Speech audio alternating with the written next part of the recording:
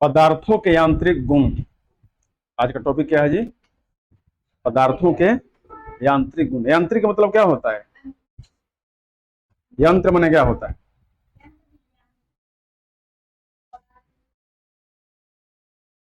तो आंतरिक नहीं है, यांत्रिक है। यंत्र से यांत्रिक बना है।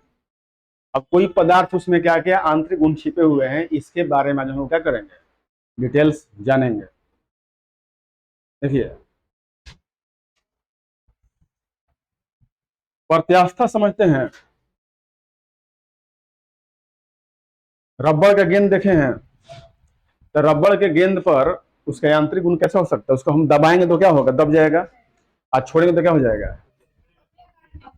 स्थिति में आ जाएगा। रबड़ है, फैलाएंगे तो क्या हो जाएगा?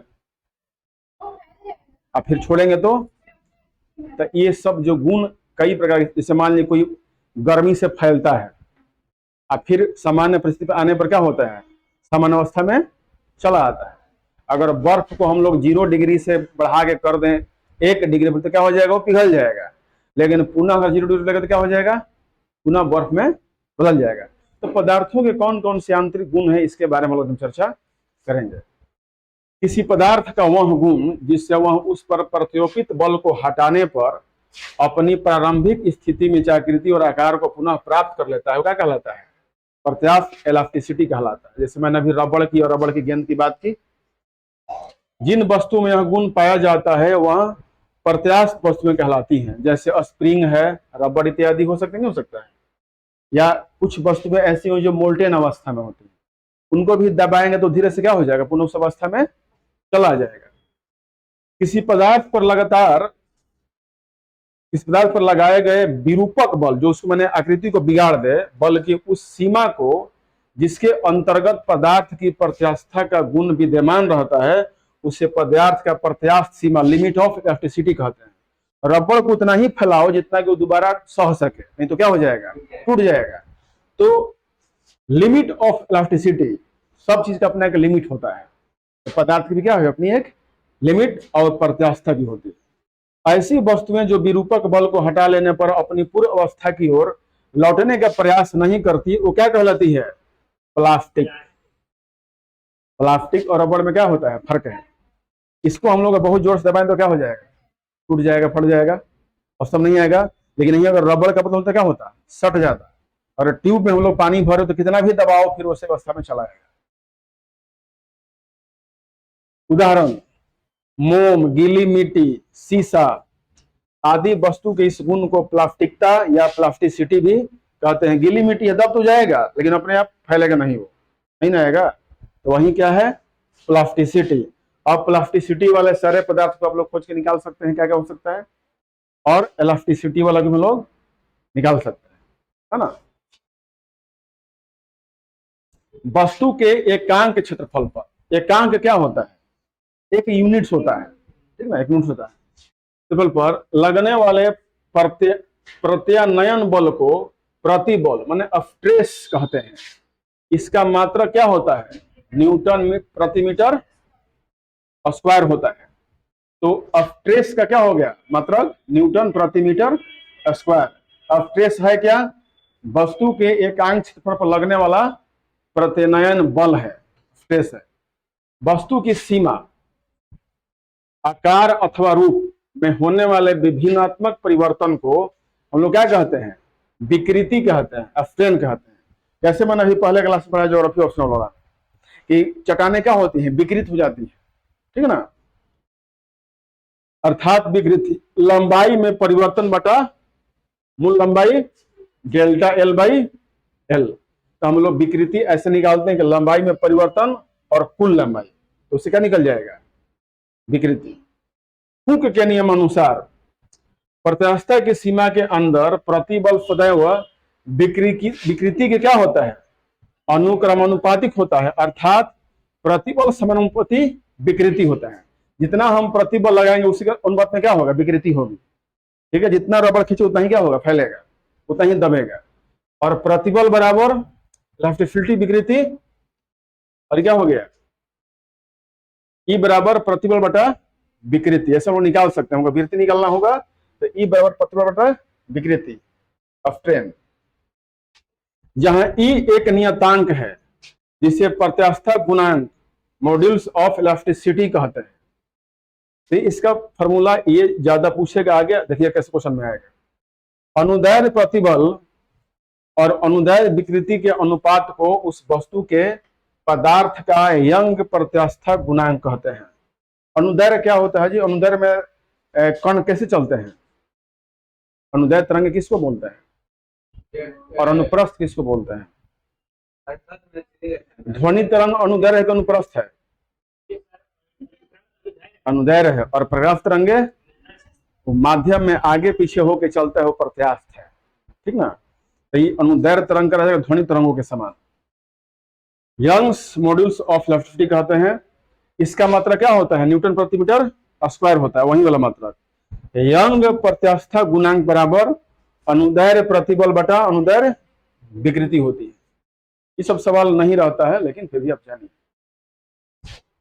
अनुदैर्ध्य प्रतिबल और अनुदैर्ध्य विकृति के अनुपात को उस वस्तु के पदार्थ का यंग प्रत्यास्थ गुणांक कहते हैं।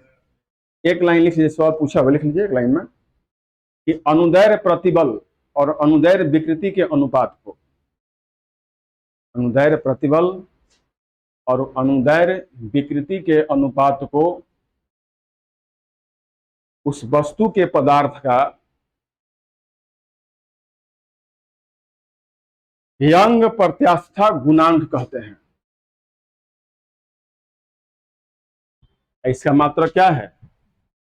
न्यूटन प्रति मीटर स्क्वायर। इसको नहीं लिखना है। यंग प्रत्यास्थ गुणांक पदार्थ की कठोरता को दर्शाता है, अर्थात कोई पदार्थ कितनी आसानी से मोड़ा या खींचा जा सकता है, यंग यह प्रत्यास्थ गुणांक द्वारा ही पता चलता है। देखिए प्रत्यास्थ तो आप समझते हैं लचीलापन हो गया। यंग जैसे एक रबड़ के बॉल को पहली बार दबाओ और उस रबड़ के बॉल को 1000 दबाने के बाद दबाओ, दोनों में अंतर आ जाएगा। तो यंग प्रत्यास्थ गुणांक कब होगा? जब उसको फर्स्ट ऑफ ऑल में दबाया जाए, है ना। क्रिकेट के बॉल में प्रत्यास्थ होती नहीं होती है? होती है, लेकिन शुरू के प्रत्यास्थ और बाद के प्रत्यास्थ में क्या हो जाएगा? अंतर आ जाता है, ठीक ना। तो ये कह रहा है कि यंग प्रत्यास्थ गुणांक पदार्थ की कठोरता को दर्शाता है, अर्थात कोई पदार्थ कितनी आसानी से मोड़ा या खींचा जा सकता है, यह यंग प्रत्यास्थ गुणांक द्वारा पता चलता है।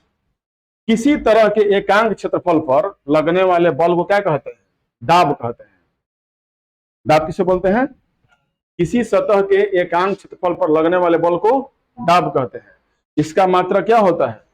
न्यूटन प्रति वर्ग मीटर होता है। यह एक अदिश राशि है। बल किस दिशा में लग सकता है? बल एक सदिश राशि है। और दाब क्या है? दाब किधरों लग सकता है? दाब के लिए कोई दिशा होता है? क्षेत्रफल क्या हो बताओ? दिशा होता है इसका? अदिश हो जाएगा। वायुमंडल में उपस्थित वायु सभी वस्तुओं पर अत्यधिक दाब आरोपित करती है, जिससे वायुमंडलीय दाब एटमॉस्फेरिक प्रेशर कहते हैं। और वायुमंडलीय दाब देखो इसी क्लास में अलग अलग जगह पर अलग अलग होगा। तुम पंखे के नीचे बैठे होगे ना, वहां का वायु प्रेशर अधिक होगा और पिछला बेंच पर क्या होगा? कम होगा। तो जहां जहां सरफेस पर कई जगहों पर क्या होता है? एयर प्रेशर अलग अलग होता है। तो इसलिए एकांक क्षेत्रफल पर, माने किसी विशेष जगह पर कहता है, सभी जगह नहीं कहता। पानी में सब जगह, एक ही समुद्र में कई जगह वायु दाब अलग अलग होगा। हिंद महासागर में 0 डिग्री पर दाब बहुत कम होगा। स्थिर जल से मतलब नहीं है, मतलब है कि वहां पर किस प्रकार का वायु नीचे उतरता है, ऊपर उठता है, इससे मतलब नहीं है। मतलब हमारा ये है कि ये हमारा अर्थ है, ये 0 डिग्री है, ये 27 डिग्री है, ये मकर रेखा, ये कर्क रेखा। अब यहाँ जो एयर प्रेशर होगा इसके तुलना में क्या होगा? कम होगा। यहाँ पर क्या होगा? ऐसे ज्यादा कहाँ होगा? ऊपर होगा। तो एक ही सरफेस पर अलग अलग डिस्टेंस पर वायु प्रेशर अलग अलग हो सकता है। अब वायु प्रेशर में भिन्नता के कारण तो ही हवा चलती है ना। हवा कैसे चलता है? उच्च दाब से निम्न दाब की ओर। अगर धरातल पर पेड़ से थोड़ी हवा बहता है, कोई कहता है पेड़ से हवा बहता है, तो हवा के चलते वो हिलता है, ठीक ना, पता चलता है कि हवा बह रही है। तो धरातल पर अलग अलग जगहों पर एयर प्रेशर, अभी मान लो कि हमारे यहाँ बिहार में एयर प्रेशर कम है कि ज्यादा है? ज्यादा है। जितना गर्मी उतना प्रेशर कम। अब इतना निम्न दाब हो जाएगा कि इसको भरने के लिए हिंद महासागर की हवाएं आएंगी, वाष्प में वही मानसून हवा आ जाएगा। इसीलिए लगातार अच्छा एक कहावत है ना, देखो एक कहावत है भोजपुरी जिला में आ रहा है कि जेठ तई त आषाढ़ नई, मतलब जेठ का जो महीना होता है जितना गर्मी होगा उतना ही आषाढ़ में अधिक वर्षा होगा। मतलब जेठ में जितना अधिक लो प्रेशर होगा उसको भरने के लिए उतनी ही तेजी से मानसून तेजी से आएगी और हमारे यहाँ मानसून प्रस्फोट होगा, माना अच्छी वर्षा होगी। अभी तो अब आषाढ़ शुरू होने जा रहा है, शुरू हो गया होगा, लेकिन जेठ पिछला महीना था, माने हाफ मई और लगभग जून के फर्स्ट वीक तक क्या रहता है? जेठ रहता है। इसके बाद आषाढ़, माने आषाढ़ बरसात के पहले महीना के बोलता है। आषाढ़ सावन भादो कुआर 4 गो होता है ना, तो जेठ के बाद क्या आएगा? आषाढ़, माने वर्षा ऋतु के प्रारंभ। फिर श्रावण को हम लोग आश्विन बोलते हैं, और फिर भादो और कुआर, ये 4 महीना बरसात का होता है। कार्तिक तो शरद ऋतु में चले आता है। वर्षा विगत शरद ऋतु आई, तो हमारा क्या हो जाएगा? कार्तिक शरद ऋतु होता है ना, शरद पूर्णिमा। आगे आते हैं, समुद्र तल पर यह दाब 10 के पावर 5 न्यूटन प्रति वर्ग मीटर के बराबर होता है। माने अगर पूछ दिया जाएगा माने न्यूटन में, तो 10 के पावर 5 न्यूटन क्या होता है? न्यूटन किसका मात्रक है? बल का है ना। तो 10 के पावर जो दाब होता है 10 पर 5 न्यूटन प्रति वर्ग मीटर के बराबर होता है। माने 1 वर्ग मीटर इलाका में 10 के पावर 5 न्यूटन प्रेशर काम करेगा। वायुमंडलीय दाब का मापन बैरोमीटर या वायुदाबी से किया जाता है। बैरोमीटर क्या होता है? एक का पाठ्यांक जब अचानक नीचे गिरता है तो क्या आता है? आंधी तूफान आने की संभावना होती है। कैसे? अभी अचानक बहुत लो प्रेशर हो जाएगा, बहुत कम लो प्रेशर, मानसून का समय नहीं है, तो उस जगह पर दूर से हवाएं तेजी से भरने के लिए क्या आ जाएंगे? गांव में आप लोग देते हैं ना कि किसी जगह ऐसे हवा घूमने लगा, पत्ती उती सब उड़ने लगा, क्या होता है? वो उस जगह पर बीच में अचानक लो प्रेशर हो गया, जमीन गर्म हो गया होगा, उसको भरने के लिए जब चारों तरफ से हवाएं तो क्या हो गोलाकार घूम गई, तो इसीलिए उसको कहते हैं कि बवंडर उठ गया। वो उस जगह पर अत्यधिक जाड़ा में कभी देखे बवंडर? कब आएगा बवंडर? मई जून में आता है, और लास्ट अप्रैल मई और जून के फर्स्ट महीने जून तक आता है, फिर तो बरसात चला आता है। अब कैसे होगा? लू के समय में होता है। लू चल कहाँ रहा है? सब नहीं, सब थोड़ा सा पति उड़ कर रह जाता है। क्या बोले? लू इस तो चला था, तो अब लू क्यों नहीं चल रही है? इसलिए कि लू कैसे चलता था हमारे यहाँ? राजस्थान से हवाएं आती थी, पाकिस्तान से, लेकिन अब धीरे धीरे संपूर्ण जगहों पर निम्न दाब बनता जा रहा है, तो लू की दिशा क्या हो जाएगी? अब सिमट जाएगा। हवा कैसे चलेगी? माने हाई प्रेशर से लो प्रेशर, ये लो प्रेशर अब चारों तरफ फैलना शुरू हो जाए तो क्या हो जाएगा? इसकी तो दिशा बिखर जाएगी ना, इसकी शक्ति क्या हो जाएगी? कम हो जाएगी। हम अगर अपने सामने बल लगाएंगे तो थकला जाएगा, लेकिन अब चारों तरफ बल लगाएंगे तो गति क्या हो जाएगी? कम हो जाएगी। जून आते आते लू का महीना खत्म हो जाता है, क्योंकि संपूर्ण भारत में लगभग क्या हो जाता है? लो प्रेशर बन जाता है, और उस समय बंगाल से खाली मैदानों में एलपी बना होता है, तो इसलिए हवाएं भरने के लिए चली आती है। ठीक है ना, आगे आगे। तो अचानक अगर बैरोमीटर में पाठ्यांक नीचे गिरता है तो क्या होगा? आंधी या तूफान की समस्या हो जाएगी। बैरोमीटर का मैंने वायुदाब नीचे गिरने मतलब क्या हो गया? तापमान बहुत क्या हो गया? ज्यादा हो गया। क्या हो गया? माने सॉरी, एलपी लो प्रेशर बहुत ज्यादा हो गया। लो प्रेशर ज्यादा का तापमान सीधा से मतलब है, तापमान के समानुपाती होता है प्रेशर। ठीक है ना। अगर बहुत ज्यादा अगर तापमान होगा तो एलपी क्या हो जाएगा? लो प्रेशर ज्यादा हो जाएगा, माने एलपी क्या हो जाएगी? न्यून दाब बढ़ेगा। अगर तापमान घटेगा तो न्यून दाब भी कम होता चला जाएगा। बैरोमीटर का पाठ्यांक जब धीरे धीरे ऊपर चढ़ता है तो दिन साफ रहने की संभावना बनी होती है। माने बैरोमीटर में अगर ऊपर की ओर जाएगा तो क्या होगा? मौसम साफ हो। कैसा होगा? मौसम साफ, मतलब कि यहाँ पर क्या हो रहा है? हाई प्रेशर हो रहा है, तो इसको ठेल रहा है। हाई प्रेशर होगा नीचे तब ये क्या हो जाएगा? ऊपर की ओर बढ़ेगा, और एलपी तो क्या हो जाएगा? नीचे गिर जाएगा, गिर जाएगा। समुद्र तल से ऊंचाई पर जाने पर मंडल दाब क्या हो जाता है, घटने लगता है। किस मंडल में, क्षोभ मंडल में। क्षोभ मंडल में हम ज्यों ज्यों ऊंचा जाएंगे वायु दाब क्या होता जाएगा, क्यों, क्योंकि गैसों की मात्रा कम होती जाएगी। भारी गैस कहाँ है वायुमंडल में, नीचे है। सारे भारी गैस कौन कौन, हाइड्रोजन भारी है, सबसे हल्का है ही नहीं धरातल पर। बताओ, भारी गैसों में क्या है, hydrogen, helium, beryllium, lithium, boron, carbon. Hydrogen हल्का हो गया, कार्बन है, मीथेन है, नाइट्रोजन है, ऑक्सीजन है, सब क्या है, ये भारी गैस में आते हैं।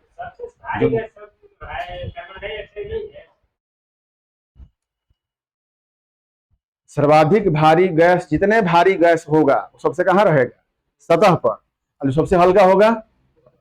अब मान लो कि तुम कागज ले लो और कागज को टुकड़ा करके फूंक दो, सबसे छोटा टुकड़ा कहां जाएगा, दूर तक, और सबसे भारी कहां रहेगा, नीचे रहेगा। ठीक है ना, सर्च कर लीजिए। आगे आते हैं, देखो ये क्वेश्चन बार बार पूछता है। फाउंटेन पेन का नाम सुने हैं, क्या होता है फाउंटेन पेन,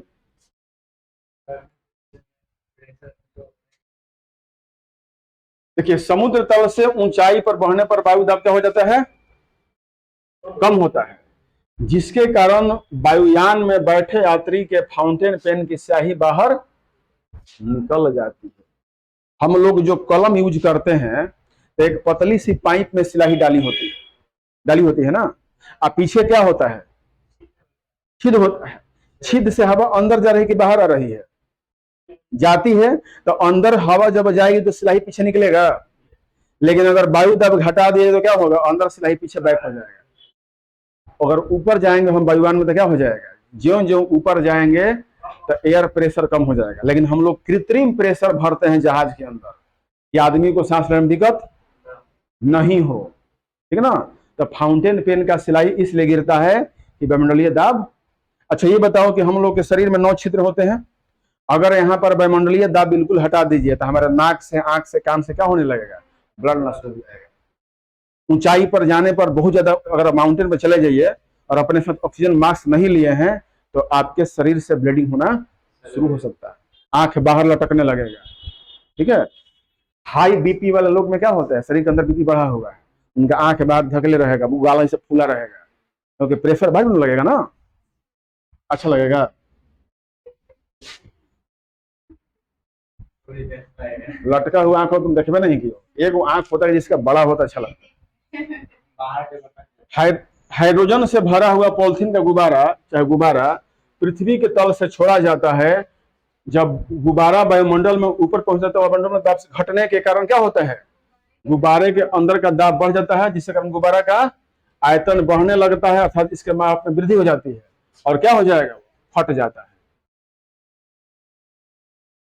देखो समझाते हैं, यहां पर गुब्बारा में हवा भर दो, कौन हवा भरते हैं, हीलियम भरते हैं, हीलियम भरते हैं गुब्बारा में और छोड़ देते हैं। तो जब छोड़ देते हैं तो वो गुब्बारा ऊपर जाने पर छोटा होगा कि बड़ा होगा, बड़ा होगा। क्यों बड़ा होगा, तो इसके चारों तरफ लगने वाला दाब कम है, तो जब दाब कम है तो गुब्बारा क्या हो जाएगा, फैलने लगेगा। जब गुब्बारा फैलेगा तो अंत में कितना हो जाएगा, अभी बोला ना कि इलास्टिसिटी की एक सीमा होती है, लिमिट ऑफ इलास्टिसिटी होती है, कितना फैलेगा अंत में क्या हो जाएगा, फट जाएगा, फट जाएगा। किसी पदार्थ के द्रव्यमान व आयतन के अनुपात को उस पदार्थ क्या कहते हैं, घनत्व कहते हैं। किसी पदार्थ के द्रव्यमान और आयतन के अनुपात को उस पदार्थ का घनत्व कहते हैं। माने उसमें द्रव्यमान कितना है, उसका आयतन क्या है। अगर कम आयतन में द्रव्यमान ज्यादा है तो डेंसिटी क्या हो जाएगी, ज्यादा हो जाएगी, नहीं हो जाएगी। मान लो कि इस बोतल में पानी हटा के हम लोग गैस भरें, इसमें गैस भर दें 1 किलो, ठीक, और इस बोतल को और पतला कर दें, इसमें भी गैस भरे 1 किलो, तो डेंसिटी किसमें ज्यादा होगा, पतला वाला में कि मोटा वाला में, पतला वाला में, क्योंकि उसमें कम जगह में, कम आयतन में अधिक द्रव्यमान डाला गया है। समझ में आ रही है ना। 1 किलो गैस इसमें भी भरे हैं और 1 किलो गैस इस बोतल में भरे हैं, तो किसके अंदर गैस ज्यादा दबाव में भरा गया है, इसमें, तो डेंसिटी किसमें बढ़ेगा। तो इसलिए परिभाषा हो गया कि आयतन के अनुपात को उस पदार्थ क्या कहते हैं, द्रव्यमान और आयतन के अनुपात घनत्व कहते हैं, या एकांक आयतन के द्रव्यमान को घनत्व कहते हैं। घनत्व का मात्रक किलोग्राम प्रति घन मीटर होता है, जब भी हम लोग तो उसको घन मीटर में नापते हैं। घनत्व बराबर द्रव्यमान बटा आयतन। किसी पदार्थ का आपेक्षिक माने रिलेटिव डेंसिटी क्या होती है, तो उस पदार्थ के घनत्व और 4 डिग्री सी पर पानी के घनत्व का अनुपात है। अर्थात आपेक्षिक घनत्व बराबर किसी पदार्थ का घनत्व बटा 4 डिग्री सी पर पानी घनत्व से क्या करते हैं, भाग देते हैं। माने किसी पर घनत्व निकालना हो, हमको शहद का घनत्व निकालना हो, तो शहद का घनत्व माने आपेक्षिक निकालना हो, तो आपेक्षिक माने तुलनात्मक होता है, तो पानी के घनत्व से क्या करेंगे, भाग देंगे। लेकिन पानी कितना डिग्री पर होना चाहिए, 4 डिग्री पर। 4 डिग्री कम भी रहेगा तो पानी का आयतन क्या हो जाएगा, बढ़ जाएगा, बढ़ेगा। 4 डिग्री पर जाएगा तो मैक्सिमम होता है 4 डिग्री सी पर। 4 डिग्री के ऊपर भी उसका आयतन क्या होगा, घनत्व क्या होगा, कम होगा, और नीचे घनत्व क्या होगा, कम होगा। पानी का घनत्व 4 डिग्री पर अधिकतम होता है, ये इसे याद करो। 4 डिग्री अगर हम ले लिए पानी घनत्व, तो 5 डिग्री पर क्या होगा, घनत्व बढ़ेगा घटेगा, घटेगा, घटेगा घनत्व। क्या कह रहा है, सॉरी, हाँ घनत्व घटेगा। और जब घनत्व घटेगा तो क्या होगा, सीधा सवाल है कि पानी का अधिकतम घनत्व किस डिग्री पर होता है, तो 4 डिग्री से कम पर क्या होगा, अधिकतम हो गया 4 डिग्री, तो क्या होगा, 3 पर कम होगा, ज्यादा होगा, कम होगा, और 5 पर भी कम होगा। अधिकतम हो गया, अधिकतम हो गया, तो ऊपर भी कम होगा, नीचे भी कम होगा, सीधी सी बात है। रह गई आयतन, तो जल का आयतन क्या होगा, 0 डिग्री पर जल का आयतन बढ़ेगा घटेगा, बढ़ जाएगा, बढ़ जाएगा। बर्फ का आयतन पानी से क्या होता है, ज्यादा होता है। इसमें अगर बोतल में यहां तक पानी भरा है और इसको हम लोग जमा दें तो ये पूरा ऊपर तक आ जाएगा। आयतन बढ़ा कि नहीं बढ़ा, बढ़ेगा ना, तो इसलिए आगे आते, इससे कोई मात्रक नहीं है। द्रवों के अणुओं द्वारा बर्तन की दीवार अथवा तली के प्रति एकांक क्षेत्रफल पर लगने वाले बल को द्रव का दाब कहते हैं। जैसे मान लीजिए कि ये कोई बर्तन है और बर्तन में यहां तक पानी भरा हुआ, ठीक है, तो बर्तन में पानी भरा हुआ है, तो पानी इसके दीवारों पर दबाव डाल रहा है कि नहीं डाल रहा है, यह दबाव इधर भी डाल रहा है, इधर भी डाल रहा है, और नीचे भी डाल रहा है। तो वही कह रहा है कि दीवार अथवा तली के प्रति एकांक क्षेत्रफल पर लगने वाले बल को द्रव का दाब कहते हैं। द्रव के अंदर किसी बिंदु पर द्रव का दाब द्रव की सतह से उस बिंदु की गहराई, उसके घनत्व तथा गुरुत्वीय त्वरण जी के गुणनफल के बराबर होता है। द्रव के अंदर किसी बिंदु पर द्रव का दाब द्रव की सतह से उस बिंदु की गहराई, उसके घनत्व तथा गुरुत्वीय त्वरण के बराबर होता है। देखिए, कोई भी जो द्रव है, जैसे मान लीजिए पानी का कोई बीकर ले लीजिए, ठीक है, अब इस जगह पर कोई द्रव का भाग है, तो इस पर अधिक दाब होगा कि इस पर अधिक दाब होगा। गंगा नदी में आपको कूदा दिया जाए, क्या कूदा दीजिएगा, तो आप जाती हो 10 मीटर नीचे, तो आपके सिर पर अधिक दाब होगा कि 5 मीटर डूबोगे उस पर अधिक दाब होगा, किस पर, ज्यों ज्यों जल के गहराई में तुम बहते जाओगे तुम्हारे ऊपर दाब क्या होता जाएगा, बढ़ते जाएगा। इसीलिए सर जब पुल का निर्माण किया जाता है तो नीचे वाला जो सतह होता है क्यों बनाया जाता है, क्योंकि दाब बढ़ जाता है, दाब बढ़ जाता है तो धंस जाएगा ना, और ये अगर नहीं बनाया जाएगा तो बांध टूट जाएगा। जितना ही उसका क्षेत्रफल बढ़ाओगे उतना ही डिगे कम डिगेगा, ठीक ना। अब समझो, जैसे मान लो ये दोनों में काम करता है, दोनों में काम करता है। देखो, जैसे मान लो कि तुम्हारा यह सिर है, ठीक है, तुम्हारा यह सिर है और तुम्हारे ऊपर पानी इतना, माने कितना हो, 5 मीटर, ठीक। तो इस पर अधिक भार लगेगा कि ये 50 मीटर बढ़ा दी, इस पर अधिक भार लगेगा? अब समझ में आ जाएगा। गहराई पर तुम डूब गई 5 मीटर गहरा तो कम भार लगेगा, अब डूब गई 50 मीटर गहरा तो अधिक भार लगेगा। तो ज्यों ज्यों हम नीचे जाते हैं हमारा क्या होता है, दाब बढ़ते जाता है, बढ़ जाता है, ठीक है ना। आगे आते यदि गुरुत्व नगण्य हो, माने ग्रेविटी क्या हो, 0, तब पात्र में रखे द्रव के किसी एक बिंदु पर दाब बढ़ाने पर दाब द्रव के सभी बिंदुओं और पात्रों की दीवारों पर समान रूप से संचारित होता है। माने अगर ग्रेविटी हटा दिया जाए तो सभी जगह पर एक समान दाब लगेगा। इसे पास्कल का क्या कहते हैं, नियम कहते हैं। पास्कल का क्या है, गुरुत्व नगण्य हो तो पात्र में रखे द्रव के किसी एक बिंदु पर दाब बढ़ाने पर दाब द्रव के सभी बिंदुओं और पात्रों की दीवारों पर समान रूप से संचारित होता है, उसे क्या कहते हैं, पास्कल लॉ कहते हैं। पास्कल के नियम के आधार पर कोई द्रव चालित यंत्र बनाए जाते हैं। माने द्रव चालित यंत्र, माने जैसे हाइड्रोलिक क्या हो गया, आलो हाइड्रोलिक देखे हैं, आजकल ट्रैक्टर ऐसे अलगा दे रहा है, सब बालू गिर जा रहा है, वो हाइड्रोलिक सिस्टम पर होता है, ठीक है ना। जितने भी सब क्रेन काम करते हैं किस पर काम करते हैं, हाइड्रोलिक सिस्टम पे काम करते हैं, ठीक है ना। तो बहुत कुछ हाइड्रोलिक सिस्टम हमारे अंदर माने अब हम लोग उसका करना शुरू कर दिया, जो पास्कल के नियमों के आधार पर बनाया जाता है। और हाइड्रो माने क्या होता है, जल होता है। तो जो हाइड्रोक्लोरिक होता है तो उसमें पानी नहीं हो, उसमें गैस को भरता है, गैस समित होता है, वो गैस पुश करेगा तो उसको पुश करेगा बाहर निकाल देगा, क्रेन अपना काम करना शुरू, हाइड्रोलिक होता है। आपने सुना होगा हाइड्रोलिक ब्रेक होता है, एक बार दबाने पर ब्रेक पूरी तरह चपचपा जाएगा, हाइड्रोलिक ब्रेक।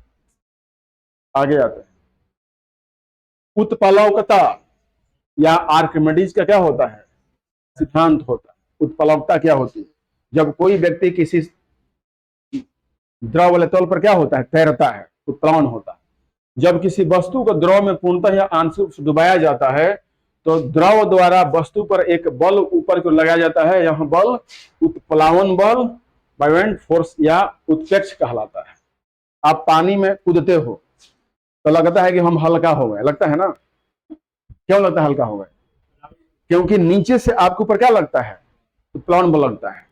उत्प्लावन बल का सीधे संबंध आपके क्षेत्रफल से है, जिस चीज का क्षेत्रफल जितना ज्यादा होगा बल क्या होगा उतना अधिक लगेगा। मछली पानी के अंदर क्यों जाती है, जब भी मछली को आप लोग छिड़िएगा तो बीच में एक ब्लाइडर होता है उजला सा, तो वो जब हवा निकालेगी नो तो नीचे गहराई में जाएगी, जब हवा भरे तो ऊपर आ जाएगी। बैलून आपके साथ भरा हुआ तो पानी के ऊपर रहिएगा, और बैलून से हवा निकालिए तो आप नीचे धंसना शुरू हो जाइएगा। वो सब हाइड्रोक्लोरिक एथी पर नियम काम करता है, पास्कल नियम एथी पर, हार्मोनिक का सिद्धांत है। जब किसी द्रव में कोई वस्तु पूरी अथवा आंशिक डुबोई जाती है तो उसके भार में क्या हो जाती है, कमी। भार में आभासी कमी वस्तु द्वारा हटाए गए जल के क्या होता है, भार के बराबर होती है, हटाए गए द्रव के भार के बराबर होती है। इसीलिए समुद्र में चाहे पानी में एक सुई तो डूब जाता है, लेकिन बड़ा जहाज लोहे का नहीं डूबता है, क्योंकि पानी जितना उसका आयतन है उससे कम ही पानी हटा पाता है, और अपने बराबर ही पानी तो तैरता रहता है। इसीलिए हम लोग जब तैरते हैं तो तैरते तो क्या होता है, जितना हमारा भार है हम उससे अधिक पानी को हटाने का प्रयास करते हैं। हम लोग पानी को ऐसे ऐसे पैरों हाथों से हटाएंगे तो हम लोग डूबेंगे नहीं, अगर शांत तो क्या हो जाएंगे, डूब जाएंगे। तो तैरने का सिद्धांत ही है कि अपने भार से बराबर या अधिक पानी हटा दी तब डूबिएगा नहीं, ठीक ना, एक्स्ट्रा हटाना पड़ता है।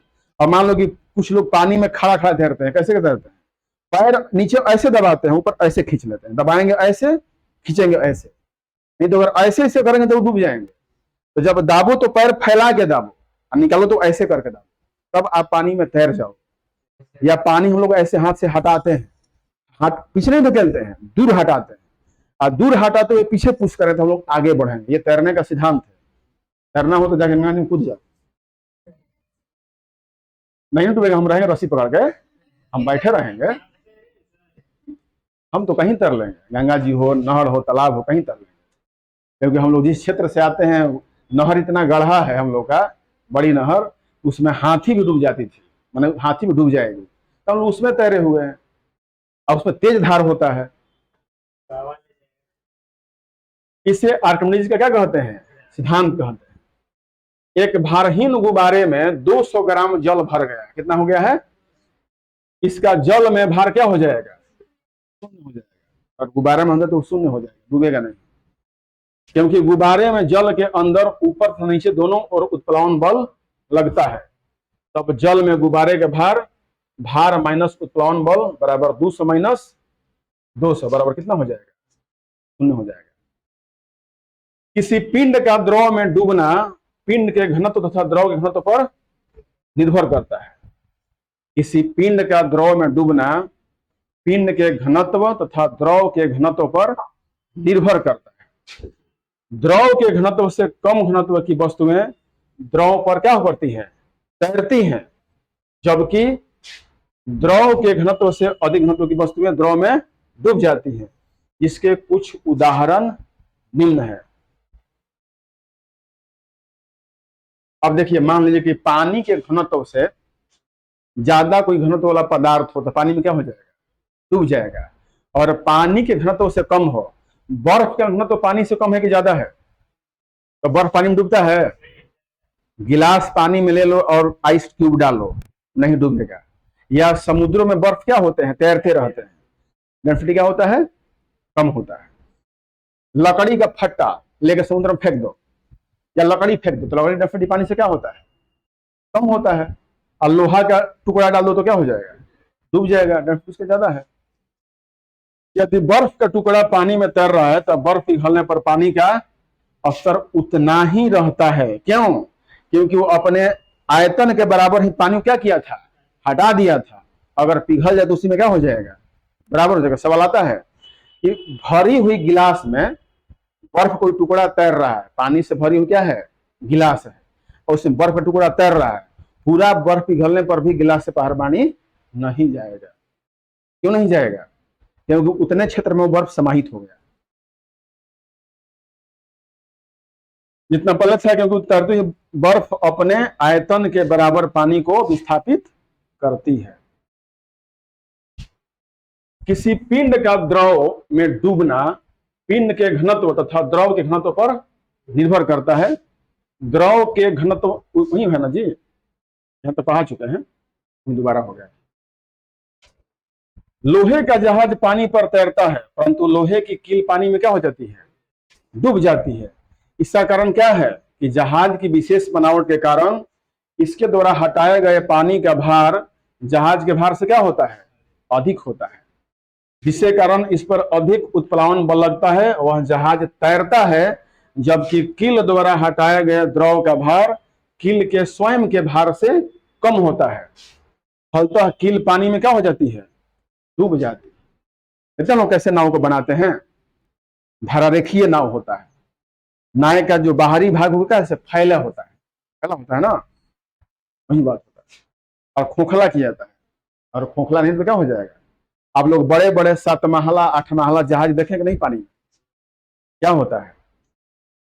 उसके नीचे वाला जो बेस बनाया जाता है कुछ ऊंचाई तक तो वो सिर्फ खाली रखा जाता है, खाली रखा जाता है, और उसके ऊपर पिलरों पर निर्माण कार्य शुरू होता है, ठीक ना। और उसको बैलेंस करने के लिए एक विशेष प्रकार का वेट साइड में रहता है, तो बैलेंस रहता है। और जितना उसका एरिया ऐसे होता है बड़े बड़े जहाजों का, तो वो अपने टोटल भार 7 मंजिला से अधिक पानी क्या करता है? विस्थापित कर देगा, तो डूबेगा नहीं। बड़े बड़े समुद्री जहाजी बेड़े होते हैं जिस पर जहाज भी लैंड करते हैं, 7-7 मंजिला, जिस पर लोग कम से कम 2-2 हजार लोग सफर करते हैं। क्यों नहीं डूबता है? पानी का विस्थापन ज्यादा करता है। गर्मी के दिनों में वायुमंडल में उपस्थित जलवाष्प गर्मी पाकर क्या हो जाता है? गर्म हो जाएगा, जिससे जलवाष्प का घनत्व घटता है। घनत्व घटने के कारण जलवाष्प हल्की होकर ऊपर क्या हो जाती है? उठती है। वायुमंडल के ऊपरी भाग में दाब और ताप कम होने के कारण ये जलवाष्प फैलती है और पानी की छोटी बूंदों में परिवर्तित होकर बादल के रूप में क्या हो जाती है? तैरने लगती है। देखिए बताते हैं आप। जब नीचे से संवहन धाराएं द्वारा पानी का जलवाष्प ऊपर जाएगा तो नीचे क्या होता है? गर्मी ज्यादा होती है। क्या होती है? तो जब गर्मी ज्यादा होगी तो सूख क्या हो जाए? हल्का होगा, दूर दूर रहेगा। लेकिन ज्यों ज्यों ऊपर जाएगा तो क्या होगा? ठंडा होता चल जाएगा। तो जब ठंडा हो जाएगा तो कुछ बूंदे क्या हो जाएंगी? आपस में मिल जाएंगे और वह भारी होकर नीचे क्या हो जाएंगे? गिर जाएंगे, जिसे हम लोग क्या कहते हैं, वर्षा कहते हैं, रेनिंग कहते हैं, रेनफॉल बोलते हैं।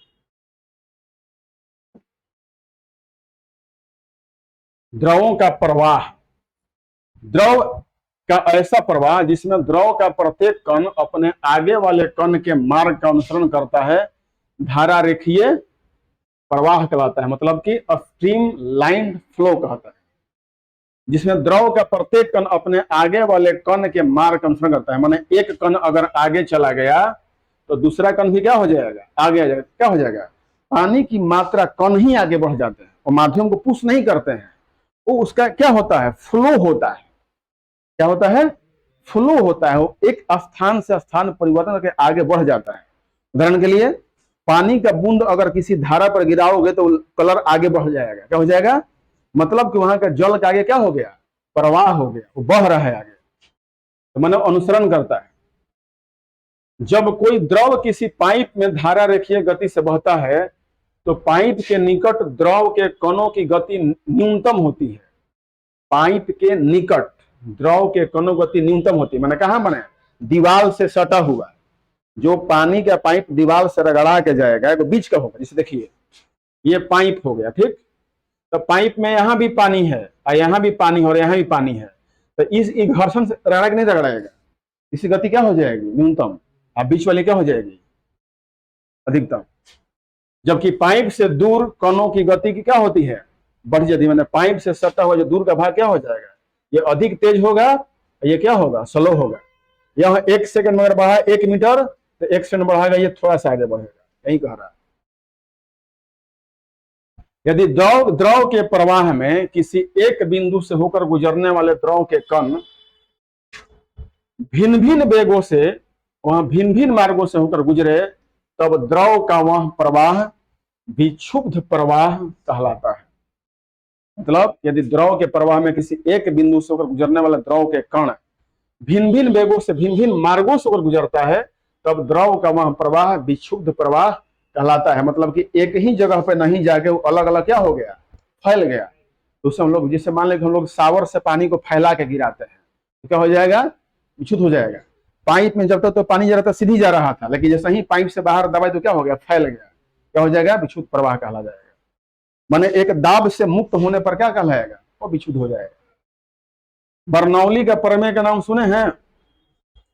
इसके अनुसार जब कोई असंपीड्य तथा असयान द्रव, माने असयान माने गाढ़ा नहीं होता है, द्रव अथवा असयान तरल एक स्थान से दूसरे स्थान तक धारा रेखीय प्रवाह में प्रवाहित होते हैं, तो मार्ग के प्रत्येक बिंदु पर इसके प्रति एकांक आयतन तथा द्रव्यमान की कुल ऊर्जा अर्थात दाब ऊर्जा, गतिज ऊर्जा और स्थितिज ऊर्जा का योग क्या होता है, नियत रहता है। माने जो गाढ़ा नहीं हो। हमारा पानी श्यान है, नहीं है। पानी से अधिक श्यान कौन है, दूध है। दूध से अधिक श्यान कौन है, ब्लड है। ब्लड से अधिक श्यान कौन है, शहद है। शहद से अधिक श्यान कौन है, मरकरी है ना।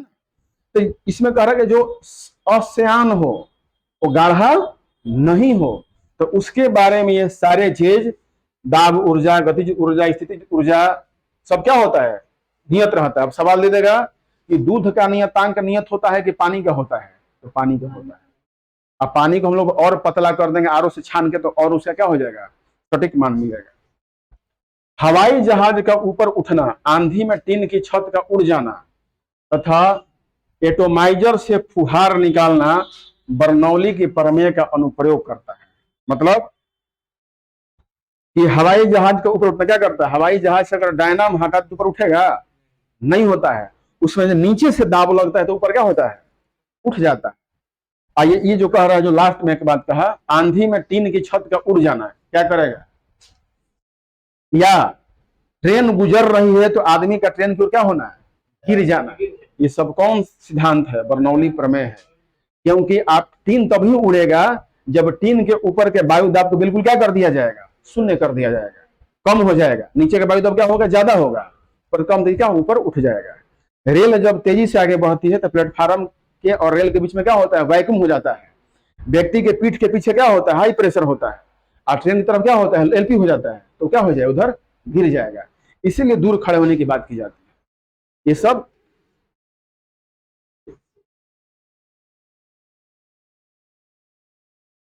द्रवों का वह गुण जिसके कारण द्रव अपनी भिन्न भिन्न परतों में होने वाली अपेक्षित गति का विरोध करती है, श्यानता कहलाती है। मतलब कि वह गुण जो भिन्न भिन्न परतों में होने वाली अपेक्षित गति का विरोध करती है।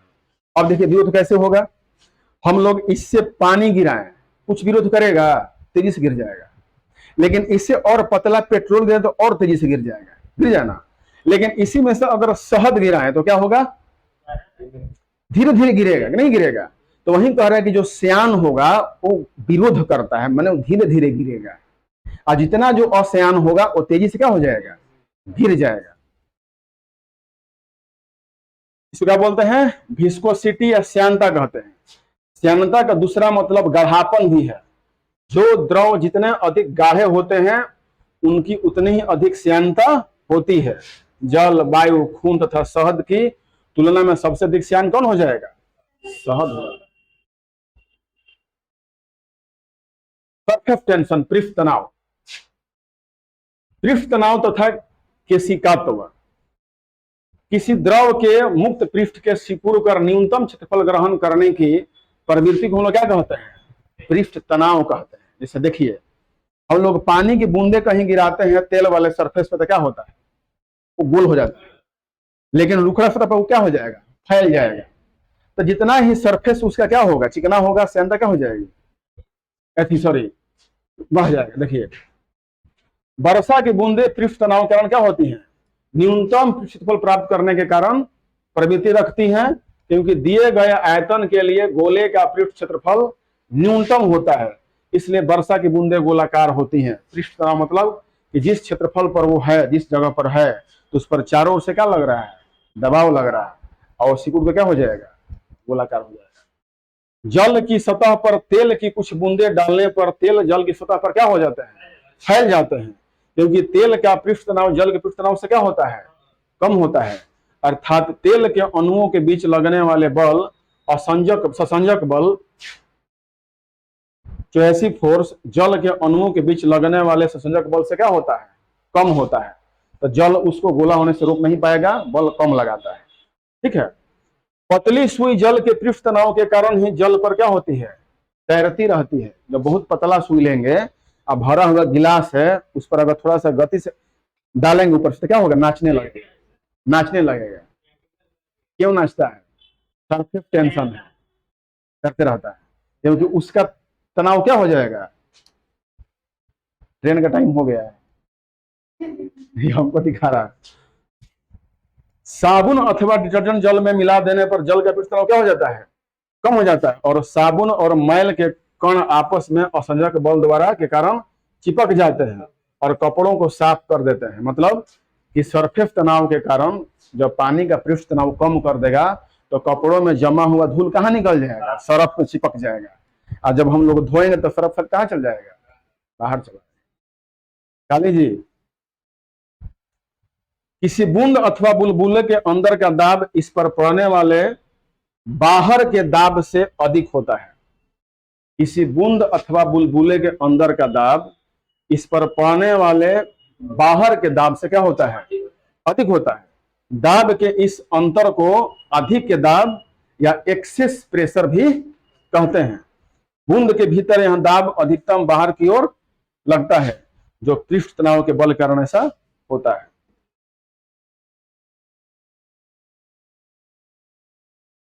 दाबों के इस अंतर को क्या बोलते हैं? अधिक दाब, एक्सेस प्रेशर, वही पढ़ा दिया ना।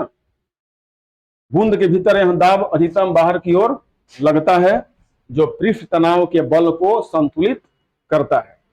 केस नली में, केस नली क्या होता है? एकदम पतला पाइप, माने केशिका, तो कैसे हम लोग बाल का केस होता है, इसको क्या बोलते हैं? केस नली।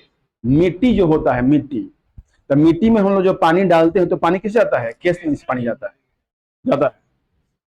तो केस नली में द्रव के ऊपर चढ़ने और नीचे उतरने की घटना को केशिकत्व कहा जाता है। ऐसी नली जिसका छिद्र बहुत बारीक होता है केस नली कहलाता है। किसी द्रव का केस नली में ऊपर चढ़ना अथवा नीचे गिरने के कारण द्रव पृष्ठ तनाव है। किसी द्रव का पृष्ठ तनाव जितना अधिक होता है वह उतना ही द्रव में क्या हो जाएगा? ऊपर की ओर चढ़ेगा। लालटेन में मिट्टी का तेल कैसे चढ़ता है? बत्ती के माध्यम से। बत्ती में क्या होता है? केस नली होता है। मोमबत्ती में पिघला हुआ मोम इनकी बत्ती में बनी केस नलियों के द्वारा ही ऊपर चढ़ता है और बत्तियां जलती रहती हैं। पौधों की जड़ों द्वारा मृदा से जल अवशोषित करना किसी तत्व की सहायता से ही होता है। जो पौधे की जड़ें होती हैं जल से क्या करती है? पानी को सोख लेती है, वो किसी तत्व से होता है। जड़ से पत्ती तक जल का संवहन जाइलम उत्तकों द्वारा होता है, हम सुने हैं ना, जो एक विशेष प्रक्रिया द्वारा होता है। अतः पौधों द्वारा जल अवशोषण और पत्तियों तक पहुंचाने में किसी तत्व के अतिरिक्त अन्य क्रियाएं भी उत्तरदायी होती हैं। माने जाइलम जैसे टिश्युओं का बनना भी जो होता है वो महत्वपूर्ण स्थान रखता है। निब वाले पेन की नोक बीच में चीर दी जाती है, इससे एक केस नली बन जाती है। इसी कारण निब में स्याही जाती रहती है और पेन क्या होता है? लिखता रहता है। देखे है ना, हम लोग बॉल पेन लेते, बॉल में क्या होता है? छेद होता है। तो उसी छेद से कारण क्या होता है? वो केस नली के द्वारा और सरफेस टेंशन के कारण क्या होता है? स्याही बाहर आता है और पेज पे उगते रहता है। ये सब बातें समझ जाएंगे तो सारा कुछ नहीं, सब कंसेप्चुअल सवाल है, इसीलिए साइंस से सवाल ज्यादा दे रहा है। अब आपसे पूछ दिया जाएगा कि नींबू वाली सिलाही में के बीच में क्यों फड़ा जाता रहता है? तो केस नली निर्माण करने के लिए, ठीक ना। कैसे स्याही जाता है? तो पृष्ठ तनावकरण जाता है। कंसेप्ट समझिए तो सब लिखा जाएगा, बन जाएगा। खत्म हो गया, टाइम भी हो गया है। अब कल इसको खत्म करके इस पर क्वेश्चन बना दिया जाएगा। आते हैं, कल सैटरडे है ना।